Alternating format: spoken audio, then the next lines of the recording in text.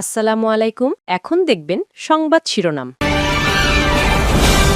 ইনকিলাব মঞ্চের মুখপাত্র ওসমান হাদির মৃত্যুতে বিক্ষোভ অব্যাহত। শাহবাগে আগ্রাসনী বিরোধী সমাবেশে জড়ো হচ্ছে ছাত্র জনতা। হাদির মরদেহ দেশে পৌঁছাবে সন্ধ্যায়। জুমার নামাজে দোয়া প্রার্থনা। ঝালকাঠির গ্রামের বাড়িতে শোকাবহ পরিবেশ। শনিবার রাষ্ট্রীয় শোক ঘোষণা। প্রথম আলো, ডেইলি স্টার, ছায়ানট ও ধানমন্ডি ৩২-এ ভাঙচুর। অগ্নিসংযোগ প্রকাশ হয়নি দুটি পত্রিকায়। দুই সম্পাদকের সঙ্গে প্রধান উপদেষ্টার ফোনালাপ।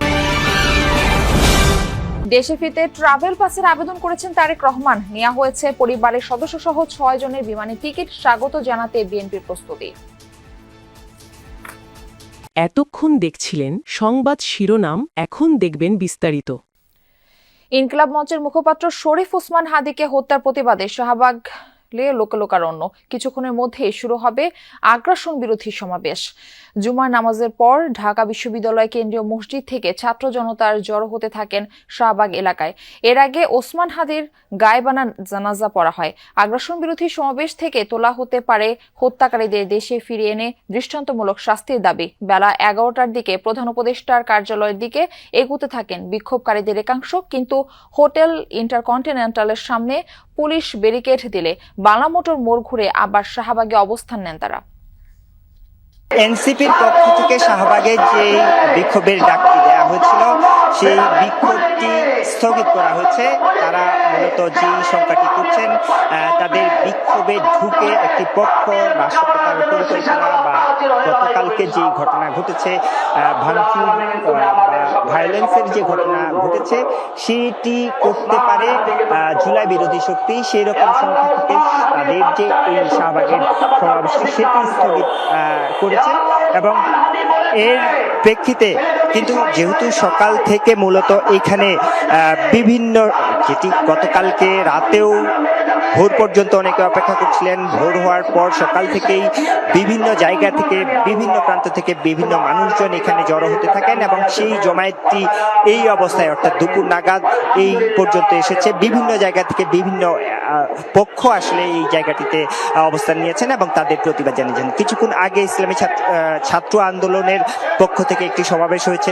তারপরে এখানে শুক্রবারের জুম্মার যে নামাজ, সেই জুম্মার নামাজ আদায় করেছেন এবং জুম্মার নামাজ শেষে একটি দোয়া করেছেন শরীফ ওসমান হাদির নিহতের যে মাগফিরাত কামনায় একটি দোয়া কামনা করা হয়। দোয়াটি শেষ হয়েছে এই মুহূর্তে এবং এর ওসমান হাদির মরদেহ দেশে পাঠানোর প্রক্রিয়া চলছে। সিঙ্গাপুর জেনারেল হাসপাতাল থেকে সরাসরি এয়ারপোর্টে নিয়ে যাওয়া হবে।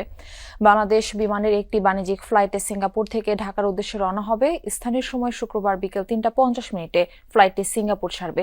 ঢাকার হযরত শাহজালাল আন্তর্জাতিক বিমানবন্দরে ফ্লাইটটির সম্ভাব্য অবতরণের সময় সন্ধ্যা ৬টা ৫ এর আগে ওসমান হাদির প্রথম জানাজা সিঙ্গাপুরের দ্য আঙ্গুলিয়া মসজিদে সকাল ১০টায় অনুষ্ঠিত হওয়ার কথা ছিল, কিন্তু সময় স্বল্পতা এবং নিরাপত্তা ক্লিয়ারেন্স না পাওয়ায় তা আর সম্ভব হয়নি। শনিবার বাদ জোহর ওসমান হাদির জানাজা মানিক মিয়া এভিনিউতে অনুষ্ঠিত হবে, জানিয়েছে ইনকিলাব মঞ্চ।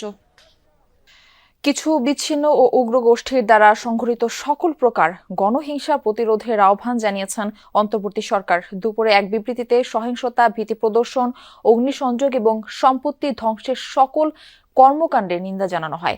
বৃহস্পতিবার রাতে ডক্টর মোহাম্মদ ইউনূস জাতির উদ্দেশ্যে দেয়া ভাষণে হাদির হত্যাকারীদের দ্রুত আইনের আওতায় আনার প্রতিশ্রুতি দেন। ভাষণে দেশবাসীকে ধৈর্য ধরার আহ্বান জানান তিনি। একই সাথে শনিবার একদিনের রাষ্ট্রীয় শোক ঘোষণা করেন প্রধান উপদেষ্টা। শুক্রবার দুপুরে অন্তর্বর্তী সরকারের বিবৃতিতে বর্তমান সময়কে দেশের ইতিহাসে গুরুত্বপূর্ণ উল্লেখ করা হয়। প্রথম আলো ও ডেইলি স্টার ভবনে হামলার কারণে প্রকাশনা বন্ধ রেখেছে পত্রিকা দুটি। অনলাইনেও তাদের কার্যক্রম সাময়িকভাবে বন্ধ। পাঠকদের কাছে দুঃখ প্রকাশ করে দ্রুতই প্রকাশনা শুরুর আশ্বাস দিয়েছে পত্রিকা দুটি।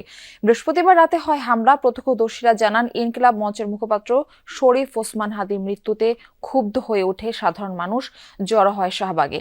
সেখান থেকে মিছিল নিয়ে প্রথমে প্রথম আলো কার্যালয়ের সামনে যায় তাদের একাংশ, করে ভাঙচুর ও অগ্নিসংযোগ। পরে বিক্ষোভ ধরা যায় ডেইলি স্টার কার্যালয়ে, সেখানেও আগুন দেয় তারা। রাতে ছায়ানটেও যায় হামলাকারীরা। ভবনের ৪তলা পর্যন্ত ভাঙচুরের পাশাপাশি গুরুত্বপূর্ণ নথি নষ্ট করে।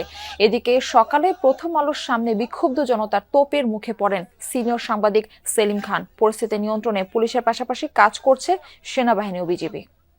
যারা পারপেট্রেটর, যারা এটার সাথে জড়িত, তাদেরকে আইনের আওতায় নিয়ে আসবো, এইটাই সকলের সহযোগিতা কামনা করি। কিন্তু এই যে ভাঙচুর করা, পুরানো, এটা তো রাষ্ট্রীয় সম্পদ নষ্ট হচ্ছে, এইটা অনাকাঙ্ক্ষিত। সকলকে ধৈর্য ধরে যে কোনো সিচুয়েশন মোকাবেলা করার জন্য আমি আহ্বান করি। মব সৃষ্টি করে প্রথম আলো, ডেইলি স্টার ও ছায়ানট ভাঙচুরের ঘটনায় প্রতিবাদ জানিয়েছে নাগরিক সমাজ। সকালে কারওয়ান বাজারে প্রথম আলো ও ডেইলি স্টার ভবনের সামনে উপস্থিত হন তারা।